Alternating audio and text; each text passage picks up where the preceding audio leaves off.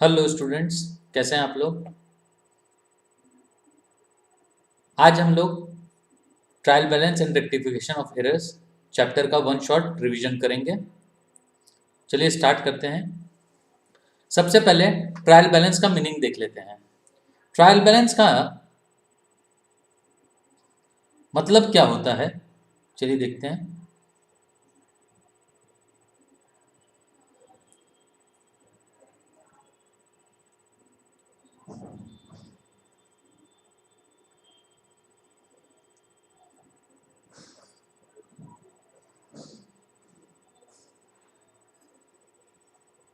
Colour थोड़ा change कर लेते हैं इसका, है ना।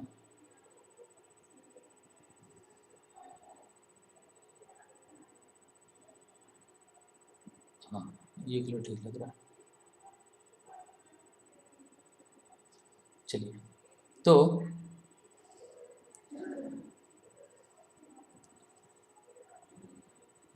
trial balance is prepared to check the arithmetical accuracy of books of accounts.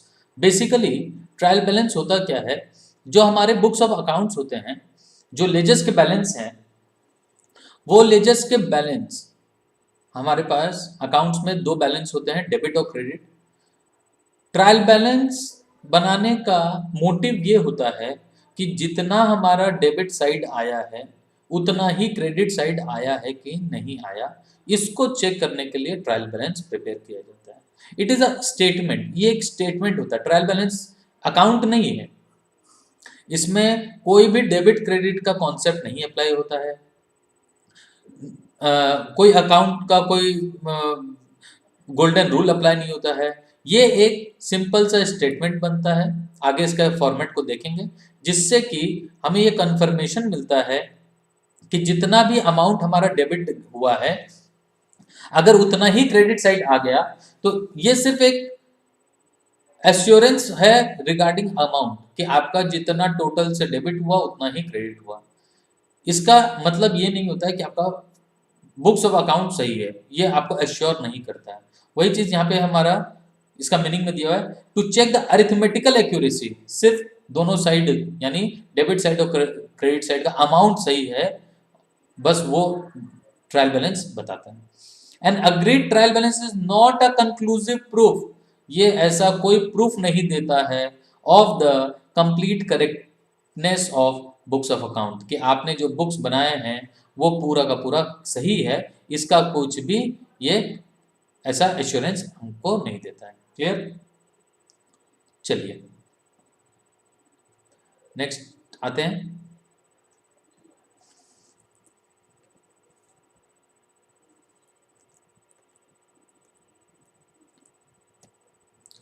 ये हमारा ट्रायल बैलेंस का फॉर्मेट है।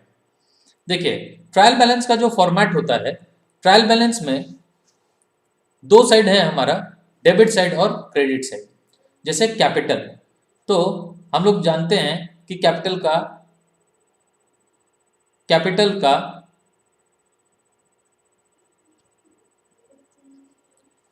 क्रेडिट बैलेंस होता है। तो ये जो कैपिटल है, जब हम हमारा जर्नल बनता है जिसमें हम ट्रांजैक्शंस को रिकॉर्ड करते हैं, उसके बाद हमारा लेजर प्रिपेयर होता है जिसमें ट्रांजैक्शंस को पोस्ट किया जाता है। और जब लेजर बन जाता है तो उस लेजर में जो बैलेंस आता है, उस बैलेंस को हम यहाँ पे लिखते हैं। तो जो कैपिटल अकाउंट है उसका क्रेडिट बैलेंस होता है, तो जो भी उसका क्लोजिंग क्रेडिट बैलेंस आया होगा उसको यहाँ लिख देंगे। नेक्स्ट है लैंड एंड बिल्डिंग, उसका डेबिट बैलेंस होता है तो उसको यहाँ लिखेंगे। फिर प्लांट एंड फर्नीचर, उसका भी debit balance, plant and machinery, furniture fixture, debit balance, cash in hand debit balance, cash at bank debit balance, debtors का डेबिट बैलेंस, बिल्स रिसीवेबल का डेबिट बैलेंस, स्टॉक का डेबिट बैलेंस, क्योंकि ये सारे assets हैं। Next है हमारा, यहाँ पे देखिए, ये है परचेज। ठीक है, ये हमारा दिया हुआ है यहाँ पे परचेजेस। तो परचेज जो है ये हमारा एक्सपेंस होता है, तो एक्सपेंस का डेबिट बैलेंस होता है, तो परचेज भी यहाँ पे आ जाएगा डेबिट कॉलम में। Carriage inward is also expense, खर्चा है, इसका भी डेबिट बैलेंस। कैरेज आउटवर्ड, इसका भी डेबिट बैलेंस क्योंकि ये भी खर्चा है। सेल्स का क्रेडिट बैलेंस होता है, तो ये हमारा क्रेडिट साइड में जाएगा, इनकम है। सेल्स रिटर्न ये हमारा डेबिट बैलेंस, परचेज रिटर्न ये परचेज रिटर्न का क्रेडिट बैलेंस होता है, ये क्रेडिट साइड में जाएगा। इंटरेस्ट पेड एक्सपेंस है, डेबिट साइड में आएगा। कमीशन रिसीव्ड और discount received both are income, तो ये इनकम है हमारा, ठीक है, तो इसका क्रेडिट बैलेंस होगा। सैलरीज, बिजनेस में हमेशा सैलरी एक्सपेंस होता है, तो इसका डेबिट बैलेंस होगा, ये हमारा डेबिट साइड में चला जाएगा। लॉन्ग टर्म लोन ये लाइबिलिटी है, ये क्रेडिट साइड में जाएगा। बिल्स पेबल ये भी हमारे लाइबिलिटी है, लाइबिलिटी,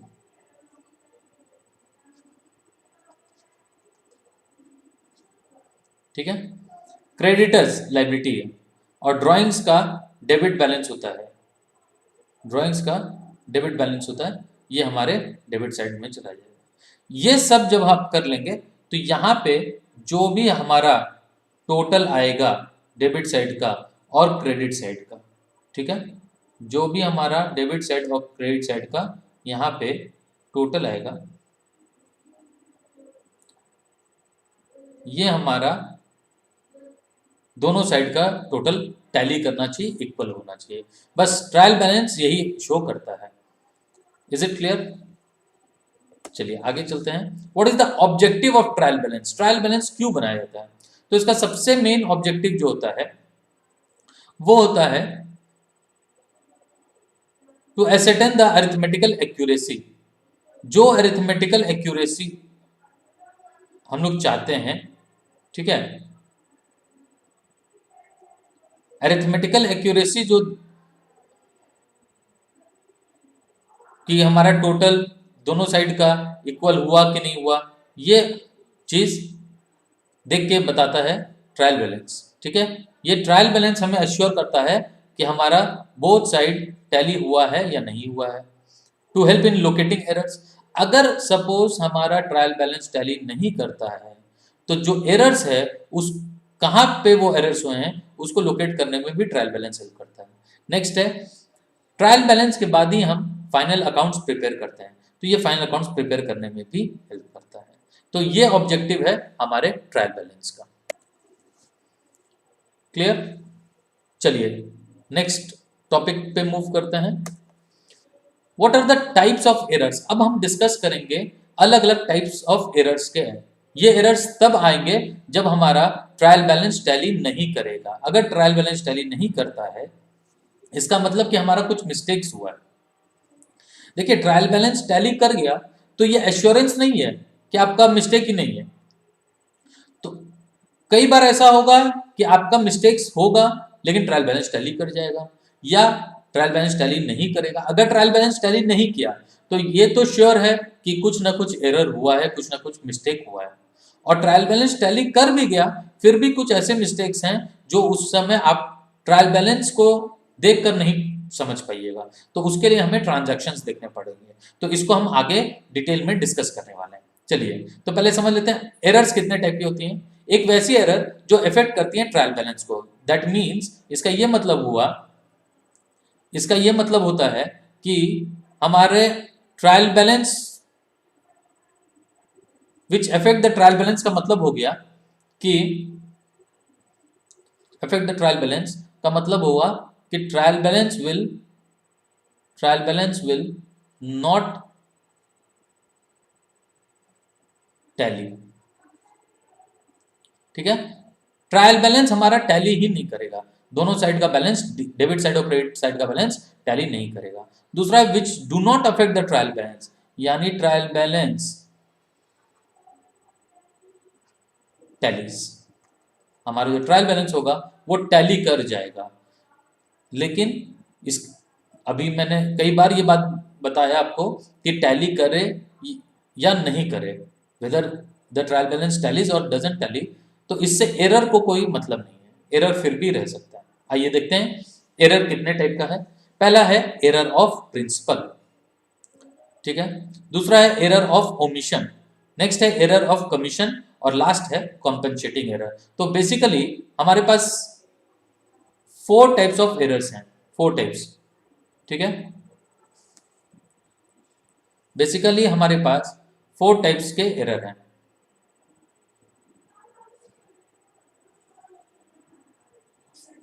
ठीक है।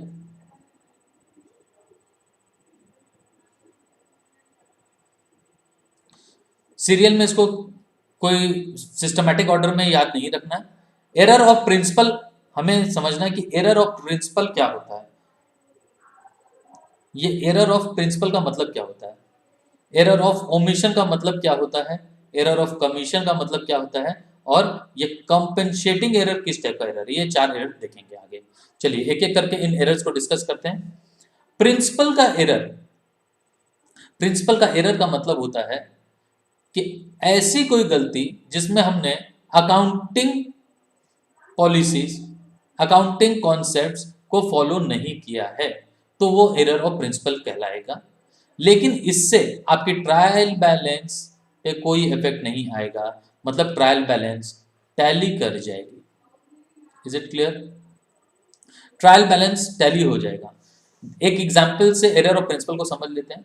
Wages paid on installation of machinery debited to wages account. Example बोल रहा है wages paid on installation of machinery. पहले यहां तक समझ लेते हैं। तो जब हम मशीन को इंस्टॉल करते हैं, नई मशीन लगाते हैं, उस समय उसके ऊपर किया गया सारा खर्चा कैपिटलाइज हो जाता है, मतलब वो मशीन का कॉस्ट बन जाता है। पर हमने क्या किया, डेबिटेड टू वेजेस अकाउंट, लेकिन हमने उसको वेजेस अकाउंट में डाल दिया है। तो ये एरर ऑफ प्रिंसिपल है। मतलब यहां पे था आपका वेजेस, वेजेस जो था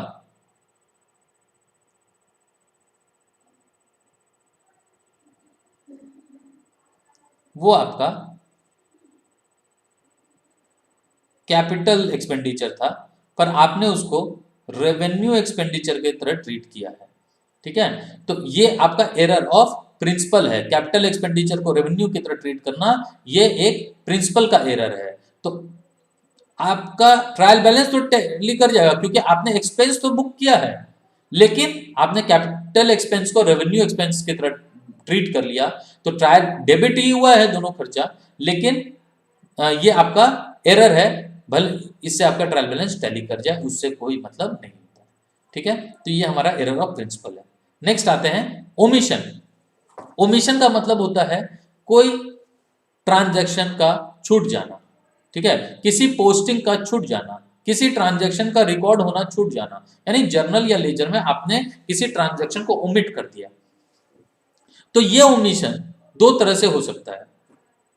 या तो आप किसी ट्रांजैक्शन को पूरा का पूरा ओमिट कर दीजिए, मतलब आप लिखना ही भूल गए हैं, रिकॉर्ड करना जर्नल में भूल गए हैं, तो ये हो गया कंप्लीट ओमिशन।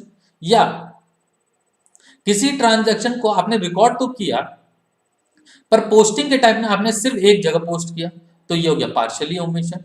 तो आपको जैसे पता है कि ट्रायल बैलेंस जब भी बनाया जाता है वो लेजर के बाद बनता है, और लेजर जो बनता है वो जर्नल के बाद बनता है। तो अगर आपने जर्नल में रिकॉर्ड नहीं किया तब तो लेजर में कुछ आया ही नहीं होगा, ट्रायल बैलेंस में भी नहीं आएगा। लेकिन आपने जर्नल में रिकॉर्ड किया, रिकॉर्ड करने के बाद हमें कम से कम 2 लेजर्स में पोस्टिंग करनी पड़ती है। ठीक है, तो हम मान लीजिए हमने एक ही लेजर में पोस्ट किया, तो ये पार्शियल ओमिशन है। तो एक साइड तो आपका आ जाएगा ट्रायल बैलेंस के, दूसरे साइड नहीं आएगा। तो इस केस में क्या होगा, जब कंप्लीट ओमिशन होगा, तब जब ट्रांजैक्शन ही रिकॉर्ड आपने नहीं किया तो ट्रायल बैलेंसेस के ऊपर तो कोई इफेक्ट नहीं आएगा, तो नो इफेक्ट। लेकिन आपने रिकॉर्ड तो किया, पोस्टिंग किया, लेकिन एक साइड पार्शियल ओमिट किए, तो इससे ट्रायल बैलेंस आपका टैली नहीं करेगा, अफेक्ट हो जाएगा ट्रायल बैलेंस। कंप्लीट मतलब आपने पूरा का पूरा ओमिशन किया है, कंप्लीट ओमिशन किया है, तो कोई इफेक्ट आएगा ट्रायल बैलेंस पे? No, there will be no effect on trial balance. लेकिन अगर आपने पार्शियल ओमिशन किया है तो ट्रायल बैलेंस अफेक्टेड हो जाएगा, yes it will get affected. जैसे कंप्लीट ओमिशन का एक example, goods purchase not recorded. हमने परचेज किया तो हमें एंट्री करनी चाहिए थी परचेज टू कैश या परचेज टू क्रेडिट, हमने उस ट्रांजैक्शन को रिकॉर्ड ही नहीं किया, ना कोई ट्रांजैक्शन डेबिट हुआ है ना ही क्रेडिट हुआ है। तो जब कोई अकाउंट डेबिट और क्रेडिट दोनों ही नहीं हुआ तो हमारा ट्रायल बैलेंस टैली कर जाएगा। अब आइए नेक्स्ट है partial omission. Discount allowed to a customer not posted in discount account. सिर्फ और सिर्फ हमारे डिस्काउंट अकाउंट में हमने पोस्टिंग नहीं किया, ठीक है, दैट मीन्स हमारे कस्टमर के अकाउंट में तो पोस्टिंग हो गया, तो कस्टमर के अकाउंट में हमने पोस्ट कर दिया है, तो कस्टमर का अकाउंट अफेक्टेड हो गया, डिस्काउंट अकाउंट उतना अमाउंट से अफेक्टेड नहीं हुआ, यानी ट्रायल बैलेंस में डिफरेंस आ जाएगा, it will get affected. Clear? Next आते हैं commission, error of commission. Commission का मतलब होता है कोई एडिशन में हमने गलती कर दिया, किस पोस्टिंग करना था डेबिट साइड में क्रेडिट साइड में पोस्टिंग कर दिए हैं, रिकॉर्डिंग करने में कुछ मिस्टेक कर दिए हैं, नाम किसी और का लिख दिए, इस तरह की जो मिस्टेक्स होती हैं ये हमारे एरर ऑफ कमीशन के अंदर आ जाते हैं। ठीक है, जैसे due to wrong recording, wrong posting, wrong carry forward, wrong casting, wrong balancing, balancing totalling करने में। ठीक है, तो अगर आपको रिकॉर्डिंग में आपने गलती किया है, जैसे राम के अकाउंट में रिकॉर्ड करना था श्याम में कर दिए, तो इससे कोई दिक्कत नहीं है, नाम का गलती हुआ है, गलती है ये, लेकिन इससे ट्रायल बैलेंस पे कोई इफेक्ट नहीं है। कास्टिंग में गलती कर दी है, किसी लेजर के बैलेंस को हमने ज्यादा लिख दिया या कम लिख दिया, इससे आपकी ट्रायल बैलेंस अफेक्टेड हो जाएगी। कैरिंग फॉरवर्ड, अगर आपने किसी बैलेंस को कैरी फॉरवर्ड करने में गलत कर दिया है, ठीक है, बैलेंस था किसी लेजर में 1000 क्लोजिंग बैलेंस, आपने उसको फॉरवर्ड लाने में 10,000 कर दिया, तो इससे भी अफेक्टेड हो जाएगा। पोस्टिंग करने में अगर आपने मिस्टेक कर दिया, आपको राम के अकाउंट में पोस्ट करना था, आपने श्याम के अकाउंट में पोस्ट भी कर दिया, तो इससे भी कोई इफेक्ट नहीं आएगा। ठीक है, अगर दोनों ही डेटर थे, आपने डेटर्स के अकाउंट में गलती कर दिया, तो इससे कोई इफेक्ट नहीं आने वाला है। तो ये सब, ये दोनों आपके ट्रायल बैलेंस पे इफेक्ट नहीं डालेंगे। नेक्स्ट, गुड, तो एग्जांपल देख लेते हैं। Good sold to Shyam of ₹4200 was recorded in the sales book as 2400। अब आप श्याम को गुड्स बेचे हैं 4200 का, लेकिन रिकॉर्डिंग आपने सेल्स बुक में 2400 का किया है, तो इससे आपके ट्रायल बैलेंस पे कोई इफेक्ट नहीं आएगा, क्योंकि सेल्स बुक जो है ये एक जर्नल होता है।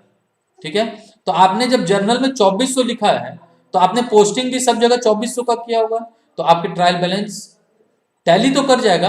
हाँ, ये एरर है, तो इसको कैसे रेक्टिफाई करेंगे, कैसे सही करेंगे, वो हम लोग आगे सीखेंगे। चलिए,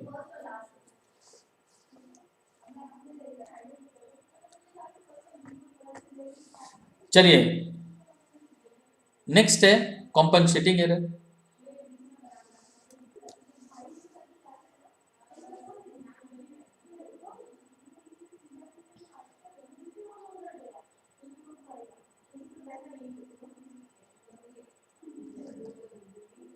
कॉम्पनसेटिंग एरर, कॉम्पनसेटिंग एरर का मतलब होता है जब दो मिस्टेक, दो या दो से ज्यादा मिस्टेक मिलकर एक दूसरे को नलीफाई करते हैं। मतलब कहीं पे हमने राम को, मान लीजिए राम एक हमारा कस्टमर है, डेटर है, राम को हमने 100 रुपए से ज्यादा डेबिट किया था, और बाद में कभी राम को 100 रुपए से कम, 200 से कम डेबिट किया है, तो ये एरर मिलके एक दूसरे को कंपनसेट कर देगी, लास्ट में आपका ट्रायल बैलेंस टैली कर जाएगा।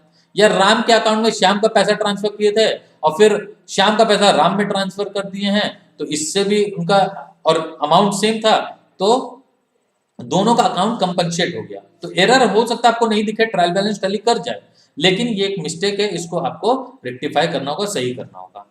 चलिए देख लेते हैं क्या बोल रहे हैं। Effect of one is nullified by the effect of another error, so trial balance will not get affected. Example, Sohan account is debited by ₹2500, 2500, while it was to be debited by ₹3500। 3500 से सोहन के account को debit करना चाहिए था, हमने 2500 से ही किया है, तो 1000 से उसका अकाउंट कम डेबिट हो रखा है। And Mohan account is debited bye 3500 while the same was to be debited by 2500, और मोहन के अकाउंट को डेबिट करना था 3500 से, ठीक है, लेकिन उसको डेबिट कर रखे हैं 2500 से, तो 1000 से उसके अकाउंट को और डेबिट करना है, इसके अकाउंट को 1000 से कम डेबिट करना है, इसके अकाउंट को 1000 से बढ़ा देना था। तो चूंकि दोनों ही डेटर हैं, तो इन दोनों का ये जो मिस्टेक है, एरर है, ये एक दूसरे को कंपनसेट कर देगा और ट्रायल बैलेंस हमारा टैली कर जाएगा। तो इस तरह का मिस्टेक को बोलते हैं कंपनसेटिंग एरर। क्लियर? चलिए अब हम लोग देखते हैं इसको थोड़ा डिटेल में, error of omission. When a transaction is completely और partially omitted to be recorded in books, अगर कोई ट्रांजैक्शन पार्शियली ओमिट हो जाता है, ठीक है, कंप्लीटली और partially omitted to be recorded in the books, तो ओमिशन होता है। देखिए जैसे कंप्लीट ओमिशन का एग्जांपल देख लेते हैं, ये हम लोग और डिटेल में इसको डिस्कस कर रहे हैं। Error of complete omission, goods sold to X on credit but not recorded in sales book, आपने किसी को गुड्स बेचा, उसको रिकॉर्ड ही नहीं किए, तो ये हमारा कंप्लीट ओमिशन हो गया, ट्रायल बैलेंस टैली कर जाएगा। ठीक है। पार्शियल ओमिशन, मशीन खरीदे 5,000 का, machine purchase for ₹5,000 in cash, recorded in cash book but not recorded in machinery account, machinery account में नहीं डाले तो नॉट टैली।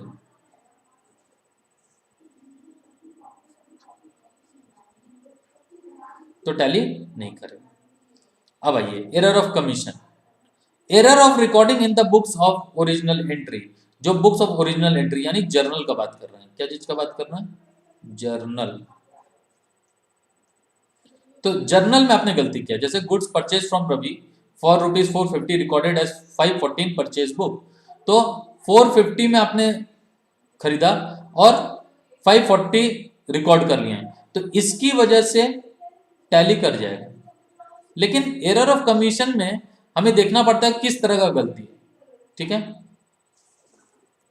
चलिए नेक्स्ट देखते हैं, wrong totalling of subsidiary books.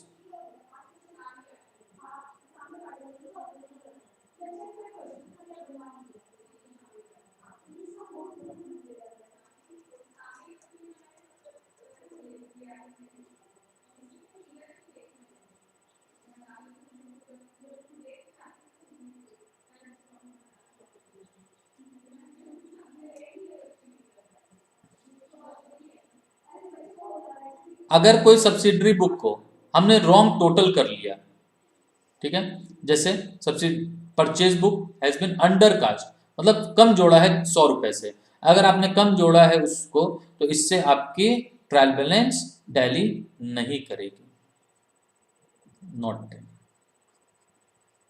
ठीक है, नेक्स्ट है एरर इन टोटलिंग और बैलेंसिंग ऑफ लेजर अकाउंट, किसी लेजर को, एक पर्टिकुलर लेजर को आपने जैसे क्रेडिटर्स के लेजर को शॉर्ट किया है, तो इससे भी आपका ट्रायल बैलेंस टैली नहीं करेगा। ठीक है, error of posting, posting to the wrong side but correct account, आपने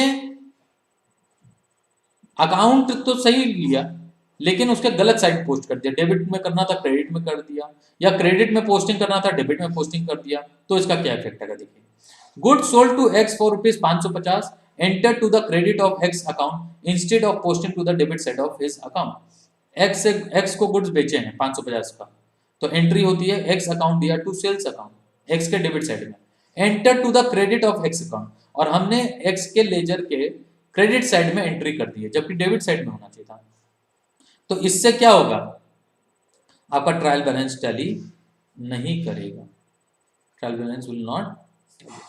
ठीक है, नेक्स्ट है पोस्टिंग विथ रॉन्ग अमाउंट, मान लीजिए इसी एग्जांपल में 550 हमें उसके अकाउंट में डेबिट करना चाहिए था, हमने 5500 रुपया उसके अकाउंट में डेबिट कर दिया, इससे भी आपका ट्रायल बैलेंस टैली नहीं करेगा। Next posting twice in an account, एक एंट्री को 2 बार किसी अकाउंट में पोस्ट कर दिए हैं, तो भी यहाँ पे इससे टैली नहीं करेगा। ठीक है, इससे भी टैली नहीं होगा। Errors in posting to the wrong account but correct side don't affect trial balance, अगर आपने एरर किया पोस्टिंग में इन रॉन्ग अकाउंट, राम में करना चाहिए था, आपने डाल दिया है श्याम में, ठीक है, तो ट्रायल बैलेंस तो टैली कर जाएगा but correct side don't affect the trial balance, trial balance पे इफेक्ट नहीं आएगा, मतलब ट्रायल बैलेंस टैली कर जाएगा। नेक्स्ट है एरर इन कैरिंग फॉरवर्ड, अगर परचेज बुक 2500 का कैरी फॉरवर्ड किए 2050, तो इससे भी ट्रायल बैलेंस टैली नहीं करेगा, नॉट टैली। ओके, चलिए अब आगे चलते हैं। नेक्स्ट है एरर ऑफ प्रिंसिपल, प्रिंसिपल का बताया था मैंने, जैसे हम लोग एग्जांपल देखे थे, कैपिटल एक्सपेंडिचर को रेवेन्यू एक्सपेंडिचर की तरह ट्रीट कर लेते हैं, ठीक है, और treatment of capital expenditure revenue item, जैसे वेजेस पेड फॉर इंस्टॉलेशन, तो इससे हमारा ट्रायल बैलेंस टैली कर जाएगा। Treating revenue item as capital item, 200 paid on repairs machinery but debited to machinery account instead of repairs account, इससे भी trial balance tally कर जाता है। तो प्रिंसिपल के कारण ट्रायल बैलेंस आपका टैली हो जाता है। Compensating error, cash paid to Ram but debited as 500 and paid to Mohan 500 but debited as 5000, so net effect will be nil, तो ट्रायल बैलेंस आपका इससे भी टैली हो जाता है। क्लियर। नेक्स्ट आते हैं, अब ये एरर आप कहां से लोकेट करते हैं, किस स्टेज पे लोकेट करते हैं? तो ये लोकेट करने का 3 स्टेजेस होता है जहां पे आपकी एरर आपको मिल जाती है। 3 स्टेज ऐसा होता है जहां पे हमारा एरर लोकेट होता है। पहला है before preparation of trial balance, अभी ट्रायल बैलेंस प्रिपेयर नहीं हुआ और मिस्टेक आपको मिल गया है।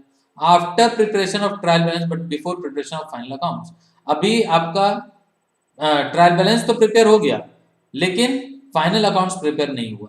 ठीक है। तीसरा, after preparation of final accounts, final accounts आपका बन चुका है उसके बाद, यानी नेक्स्ट फाइनेंशियल ईयर में।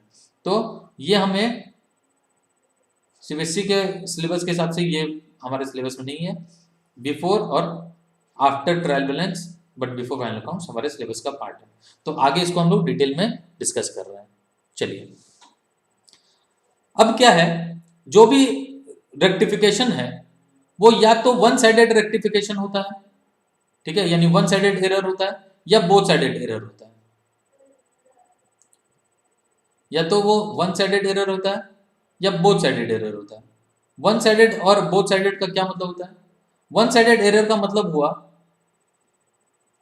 कि किसी भी कि मतलब जो भी एरर हो रहा है वो या तो डेबिट साइड में हुआ है या सिर्फ क्रेडिट साइड में हुआ है, तो इसको वन साइडेड एरर बोलते हैं। और टू साइडेड एरर मतलब कि किसी अकाउंट के डेबिट साइड में इफेक्ट हुआ है और किसी अकाउंट के क्रेडिट साइड में इफेक्ट आया है, तो इसको टू साइडेड एरर बोलेंगे।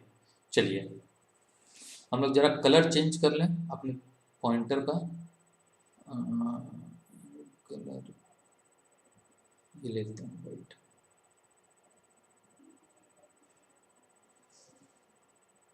चलिए देखें ये कैसा कलर है। वाह, चौक वाला फीलिंग है, एरर्स। यस, चलिए, तो rectification of one sided error before preparing of trial balance, ये क्या होता है? When the errors are rectified before preparing trial balance, that is transferring the difference in trial balance to the suspense account. Very important, ये बहुत important आया term हमारे इस chapter में, फर्स्ट टाइम आ गया है ये, पहले इसको समझ लेते हैं। देखिए, अभी हम लोग बात कर रहे थे वन साइडेड का। वन साइडेड का मतलब हुआ किस, या तो डेबिट साइड में आ रहा है एरर या फिर क्रेडिट साइड में एरर आ रहा है। हम लोग जानते हैं कि दो साइड होता है हमारा, डेबिट साइड और क्रेडिट साइड। मान लीजिए या तो सिर्फ डेबिट साइड में आ रहा है या सिर्फ क्रेडिट साइड में आ रहा है, तो एरर को रेक्टिफाई करने के लिए आपको जर्नलाइज करना पड़ता है, जर्नल एंट्री पास करना होता है। और जर्नल एंट्री पास करने के लिए हमें डेबिट साइड और क्रेडिट साइड दोनों चाहिए। सपोज आपका वन साइडेड एरर है, यानी कोई अकाउंट से डेबिट साइड से अफेक्टेड है, तो एंट्री पास करने के लिए आपको क्रेडिट साइड भी चाहिएगा। ठीक है, या इसको हम ऐसा बोल सकते हैं कि हमारा जो ट्रायल बैलेंस था उसके डेबिट साइड में, डेबिट साइड का बैलेंस ज्यादा आया हुआ था और क्रेडिट साइड का बैलेंस कम आया हुआ था। सपोज ये 1,00,000 रुपए था और ये भी आपका उसी तरह से 1,00,000 होना चाहिए, लेकिन क्रेडिट साइड का बैलेंस था सिर्फ 95,000, तो 5,000 का हमारे पास शॉर्टेज था। अब बात समझिए कि हम लोग ये रेक्टिफिकेशन क्यों करते हैं, सस्पेंस अकाउंट क्या होता है। अकाउंटेंट का बेसिक पर्पस होता है बुक्स को फाइनलाइज करना। जब बुक्स फाइनलाइज होती है तो जर्नल लेजर के बाद सबसे पहले ट्रायल बैलेंस बना लिया जाता है। ठीक है, ट्रायल बैलेंस को हिंदी में तलपट भी कहा जाता है। ओके, तो ये इसलिए बनाया जाता है कि वो अकाउंटेंट बस अरिथमेटिकल एक्यूरेसी एक बार गो थ्रू करना चाहते हैं कि डेबिट जितना से हुआ उतना से क्रेडिट हुआ है कि नहीं, ट्रायल बैलेंस से वो टैली करते हैं। सपोज अगर ट्रायल बैलेंस टैली नहीं हुआ तो वो क्या करते हैं, पहले तो वो एरर लोकेट करना कोशिश करते हैं और अगर फिर भी लोकेट नहीं हुआ, जैसे इस केस में हमने लिया है कि डेबिट 1 लाख आ रहा है और क्रेडिट 95,000, तो 5,000 का जो डिफरेंस है, अगर बहुत कोशिश करने के बाद उनका नहीं लोकेट होता है तो वो उस बैलेंस को सस्पेंस अकाउंट में ट्रांसफर कर देते हैं। किस अकाउंट में? इस अकाउंट में, सस्पेंस अकाउंट। क्लियर? तो वो सस्पेंस अकाउंट में इसको ट्रांसफर कर देते हैं।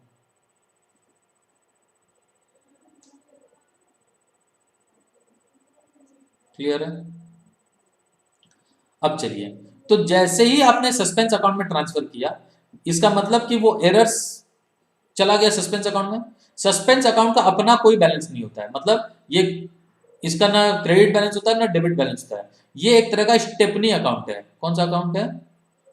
Stepney account.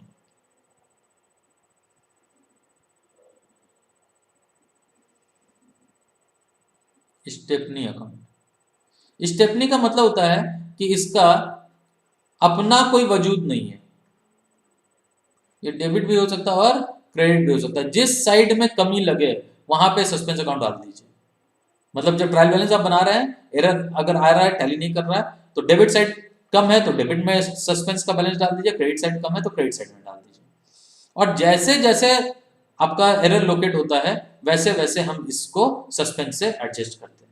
जैसे हम लोग आगे इसको डिस्कस कर रहे हैं। For example, short debit, concern account is debited for X. जैसे कोई अकाउंट, मान लीजिए हमने डेटर्स को, debtors have been debited short, ठीक है, debtors have been debited short by ₹5,000, ठीक है।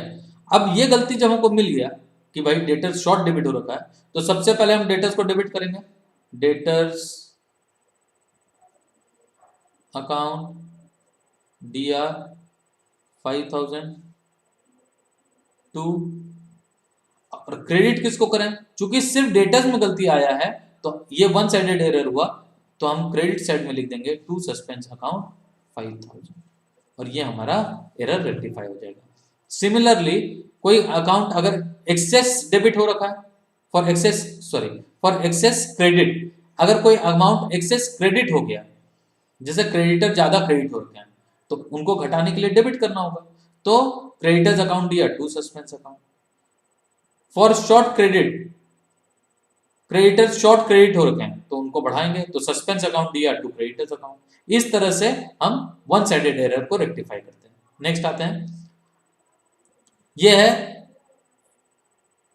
जब, अच्छा ये हमारा आफ्टर ट्रायल बैलेंस का बात हुआ था, ठीक है, ये हमारा आफ्टर ट्रायल बैलेंस का बात हुआ है।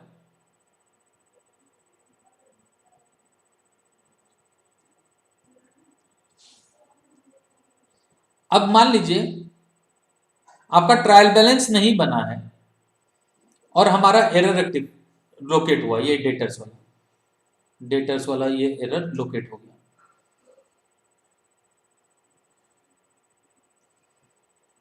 ठीक है। तो हम क्या करेंगे, शॉर्ट डेबिट हुआ है तो इसके इस साइड में डाल देंगे टू बैलेंस करके यहाँ पे अमाउंट डाल देते हैं, ठीक है। यहाँ पे जो भी अमाउंट होगा बस लेजर में आप जाके डायरेक्ट पोस्टिंग कर देते हैं, ठीक है। और अगर आपका ट्रायल बैलेंस बन चुका है तो उस ट्रायल बैलेंस में सस्पेंस अकाउंट का बात आ गया होगा, क्योंकि ट्रायल बैलेंस बनाने के टाइम में अगर नहीं बैलेंस मिलता है तो सस्पेंस में वो पैसा चला जाता है, तो सस्पेंस में वो होगा तो हम सस्पेंस से उसको एडजस्ट कर देंगे। क्लियर है? चलिए नेक्स्ट टॉपिक देखते हैं। सस्पेंस अकाउंट का हम लोग क्या करते हैं?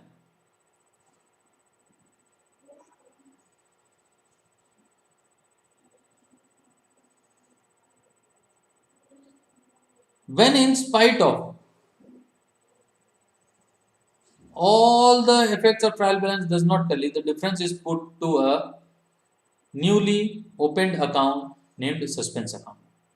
तो अभी बात हो चुका है कि अगर आपका ट्रायल बैलेंस टैली नहीं करता तो बैलेंस हम सस्पेंस अकाउंट में ट्रांसफर कर देते हैं।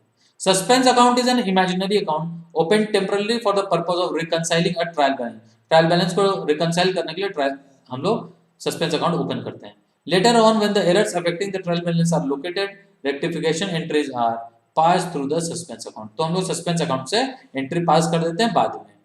When all the errors are located and rectified, suspense account will be material नहीं automatically, ठीक है, automatically closed हो जाता है,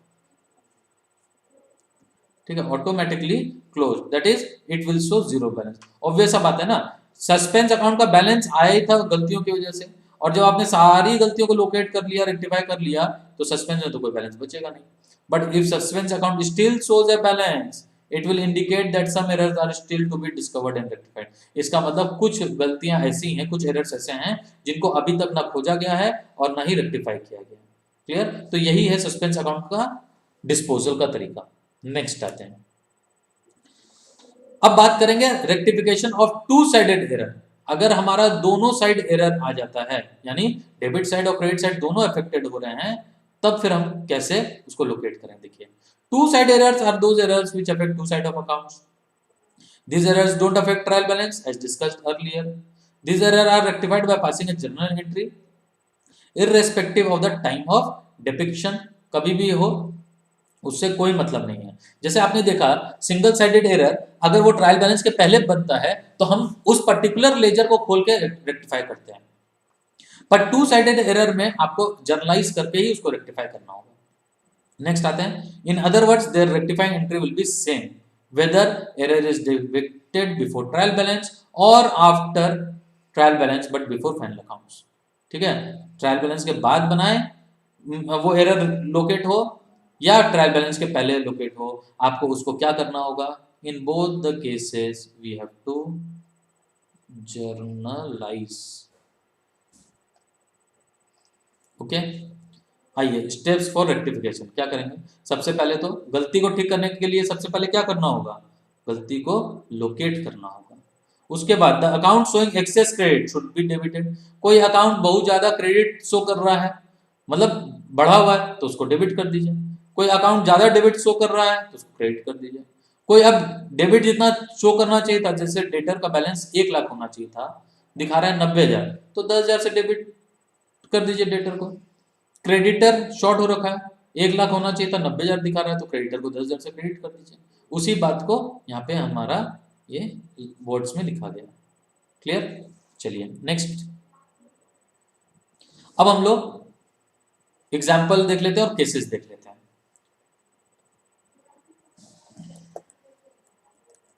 वो जल्दी है मेरे स्लाइड को आपको थैंक यू बोलने का, लेकिन हम लोग पहले कंप्लीट कर लेते हैं इसमें, है ना।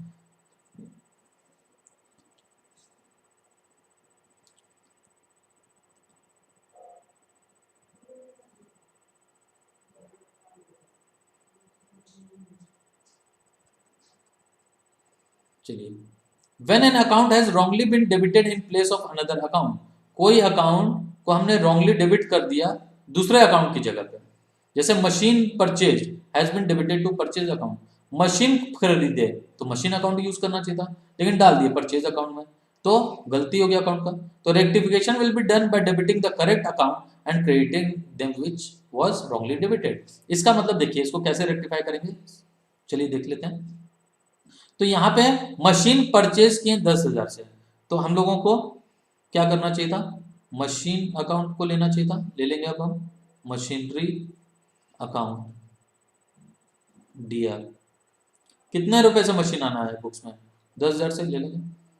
परचेज को डेबिट कर दिए, तो परचेज को क्या कर देंगे, अगर हम परचेज को क्रेडिट कर दें सेम अमाउंट से टू परचेजेज अकाउंट, 10,000 से डेबिट हुआ, 10,000 से अगर हम इसको क्रेडिट कर दें तो हमारा ये एरर जो गलती हुआ था ये रेक्टिफाई हो जाएगा। नेक्स्ट आइए, when an account was wrongly been credited in place of another account.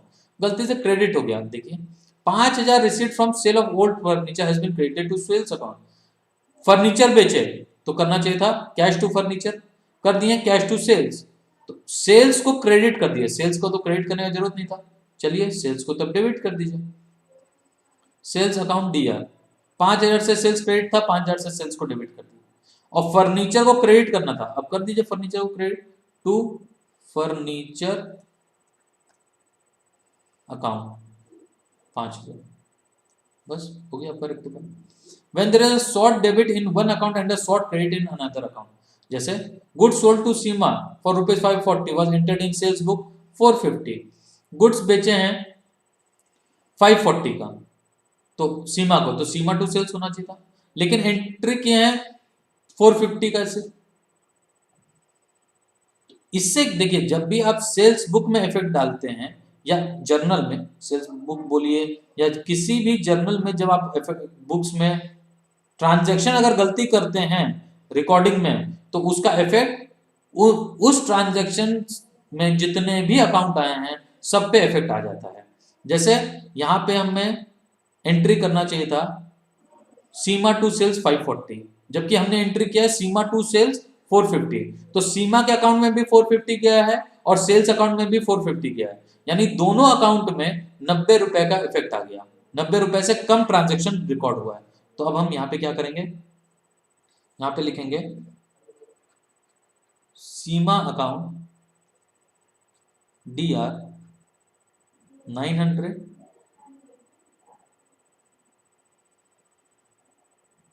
To 90 rupees होगा, 90, ठीक है, टू सेल्स अकाउंट 90 रुपए से इनका ये दोनों ही अकाउंट रेक्टिफाई हो गए। क्लियर। नेक्स्ट आइए, when there is an excess debit in one account and excess credit in another account, goods purchase from Mohan 300 was recorded in purchase book. अब देखिए वापस से यहाँ पे आ गया, परचेज बुक में ही गलती कर दी है, परचेज किए थे 300 का, तो परचेज टू मोहन 300 कर दिए, परचेज टू मोहन 3000, तो परचेज बढ़ा हुआ है और मोहन भी बढ़ा हुआ है, तो दोनों को घटा देंगे, मोहन हमारा क्रेडिटर है, बढ़ा हुआ है तो घटाएंगे, तो Mohan account DR, Mohan debit ज्यादा हो रखा है तो क्रेडिट कर देंगे, 2700 का गलती हो रखा है, 300 करना चाहिए था 3000 कर दिए, 2700 से मोहन बढ़ा हुआ है, क्रेडिटर बढ़ा हुआ है, तो क्रेडिटर को अगर डेबिट कर देंगे तो क्रेडिटर कम हो जाएगा। और टू परचेज भी 2700 से बढ़ा हुआ है तो परचेज को भी कम कर देंगे, तो ये हमारा परचेज करेक्टली रिकॉर्ड हो जाएगा बुक्स में, to purchase account 2700। I hope ये आपको ये डिस्कशन क्लियर होगा।